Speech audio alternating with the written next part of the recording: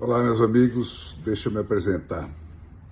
Meu nome é Fernão Lara Mesquita, eu sou jornalista daquela época em que jornalista era contra a censura, liberdade de pensamento e de expressão era sagrado e a imprensa era a instituição mais admirada do Brasil.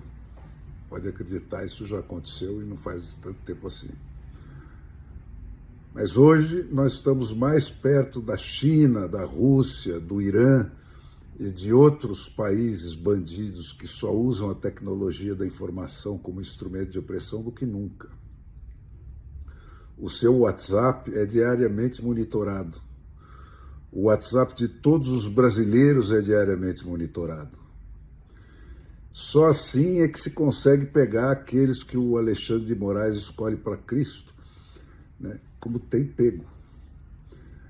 E os principais cães de faro que ele usa nessa caçada são as próprias redações da imprensa que até ontem defendia com unhas e dentes o seu direito de pensar e afirmar o que quisesse. É por isso que eu suspendi a minha hesitação em gravar um vídeo como esse, porque eu acho que a ocasião agora está pedindo ações drásticas. Essa onda negra, que nunca se levantou tão alta na história do Brasil depois do fim da Inquisição, não abaixa sozinha. O momento é de extremo perigo. Então, eu queria propor para vocês, dentro desse clima de extrema confusão e pressão que isso cria, né, um teste. Um teste que eu proponho que cada um faça diante do espelho, sozinho, você com você, olho no olho. Esse teste começa com essa pergunta: o que é que está ferindo a sua sensibilidade nesse momento? Aquilo que realmente faz o presidente que veio de Xiririca, hoje é o Dourado Paulista, pela picada da internet e não na carruagem da grande mídia, né? O modo como o que ele fala arranha os seus ouvidos, que estão acostumados só com aquela putaria do Leblon, com sotaque de Paris, que tem mantido o Brasil preso no século XVIII, mas que não provoca a dissonância que você está acostumado, porque você está acostumado com ela desde que você nasceu. Ponha a mão na sua consciência e veja o que é que provoca a sua reação de antipatia com o presidente. Sozinho, olhando você no olho, pergunte-se para você mesmo, para ser honesto: você tem alguma coisa contra alguma ação do Bolsonaro? Ou você está se deixando levar naquela da velha igreja de antes da reforma, que queima hereges por pensamentos e palavras, né, mas perdoa as ações pecaminosas contra o pagamento de uma indulgência comprada com dinheiro? O Bolsonaro é mesmo esse bandido? Um ladrão maior do que aquele que o Banco Mundial classificou como o maior assaltante de povos de todos os tempos? O Bolsonaro é mesmo uma ameaça à democracia? Quem foi que ele censurou? Quem foi que ele prendeu? Quem foi que ele desmonetizou? Quem foi que ele proibiu de trabalhar? Foi ele que dissolveu sistematicamente o Congresso Nacional no mensalão para afogar o poder eleito e plantar no lugar dele esse STF que, sem voto nem lei para isso, se comporta feito a Inquisição do século XVI, né? E anula, sem dar satisfação para ninguém, qualquer lei ou decisão votada pelos 513 representantes eleitos dos 150 milhões de eleitores brasileiros?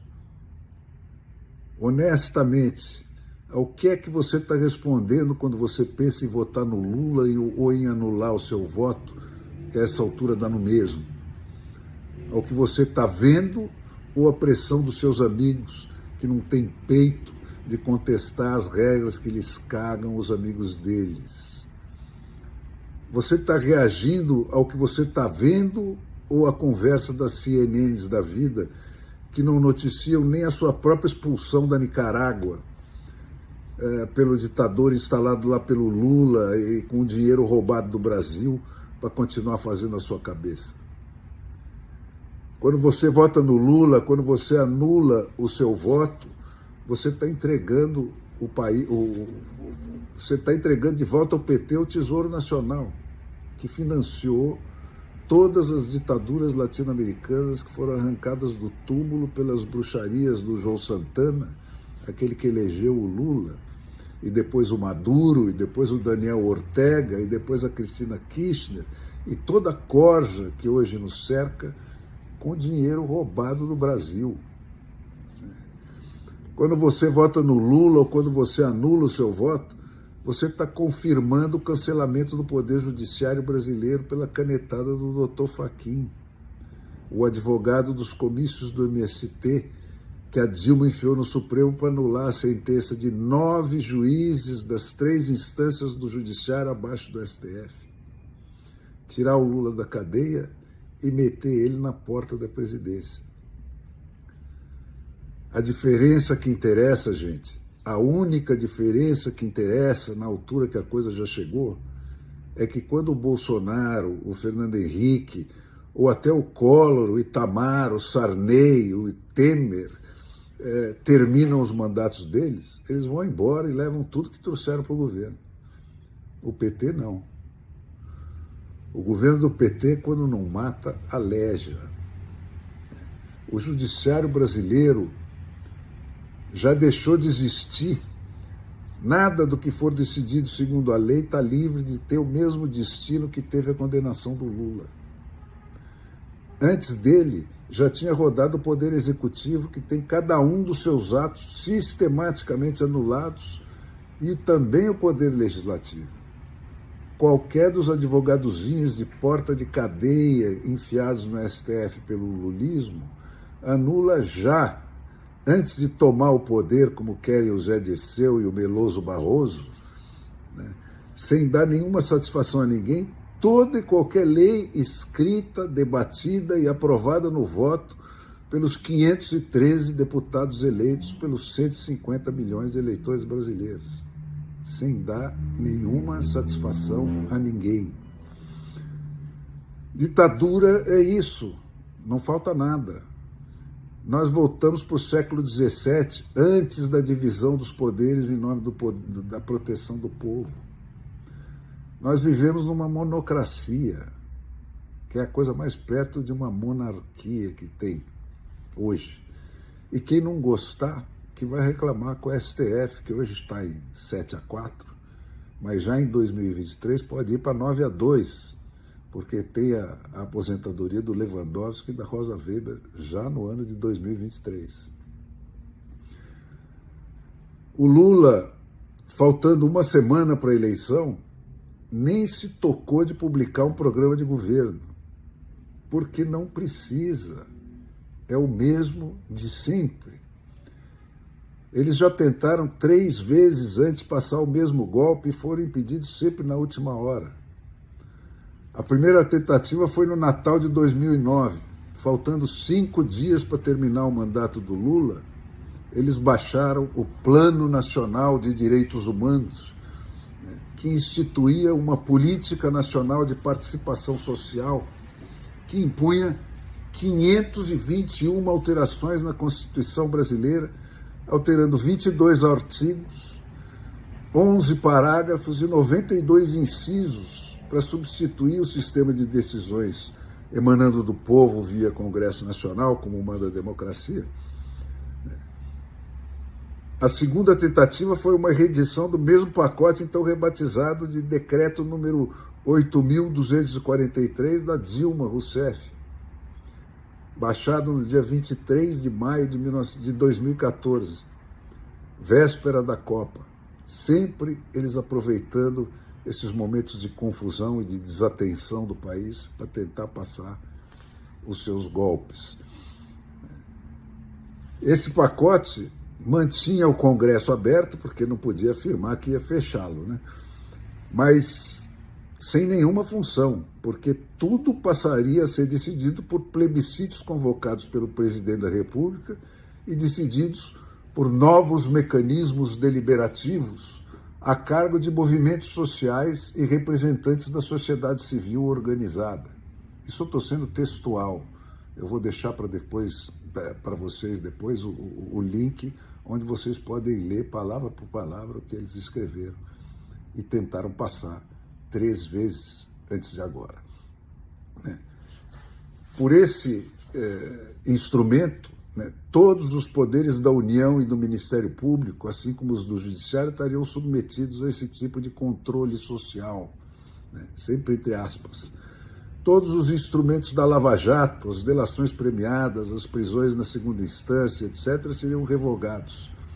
E o controle da mídia, a obsessão do Lula, se faria com a atuação da Anatel e da Polícia Federal para impedir perseguições como a que o Lula tinha sofrido. Com o STF e a mídia dominadas, eles desistiram dessa frescura, não precisava mais. Rodou o Ministério Público. Agora o que valem são as ordens dos Randolphos Rodrigues da vida que o STF executa. Rodaram a Lava Jato, a lei da ficha limpa e a condenação na segunda instância. Rodou a liberdade de imprensa, caçada pelos próprios jornalistas. Mas tinha muito mais que ficou ainda por fazer. O plano instituía uma comissão de direitos humanos nos legislativos, em cada legislativo. Estou falando do municipal, do estadual e do federal. Em cada uma teria uma comissão de direitos humanos para fazer uma triagem prévia das matérias que eles poderiam ou não processar. Quer dizer, os escolhidos do PT, dos movimentos sociais, que diriam para o legislativo eleito pelo povo o que eles poderiam ou não processar. Eles obrigariam todos os professores do país a fazer um processo, passar por um processo de reeducação. Olha onde vai a coisa. Eles vedam ao judiciário dar sentenças de reintegração de posse das propriedades invadidas, tanto as rurais quanto as urbanas, prerrogativa que se tornaria exclusiva desses movimentos sociais autores das invasões. Eles é que decidiriam se e quando as propriedades poderiam ser reivindicadas pelos seus legítimos donos.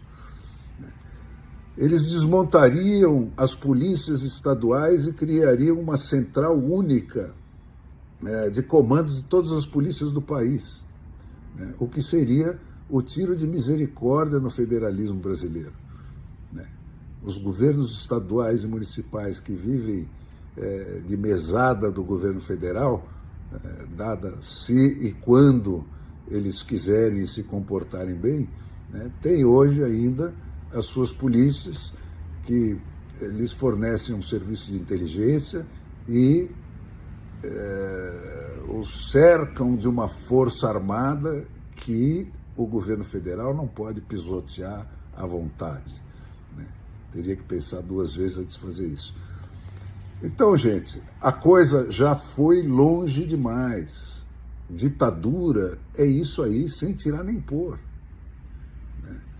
Se o Brasil mandar o lulismo para onde ele merece, eu não sei quantas décadas perdidas nós vamos levar para nos curarmos de tudo isso, de toda essa doençarada que o PT instilou nas veias do país enquanto ele esteve no poder. Mas se você votar no Lula, votando ou anulando o seu voto, que dá no mesmo, você vai estar dizendo, é isso aí, rouba mesmo, prende mesmo, arrebenta mesmo. Se sem precisar a coisa já chegou, se sem isso a coisa já chegou onde chegou, imagine se as urnas disserem isso para esse pessoal. Aí não tem mais conserto.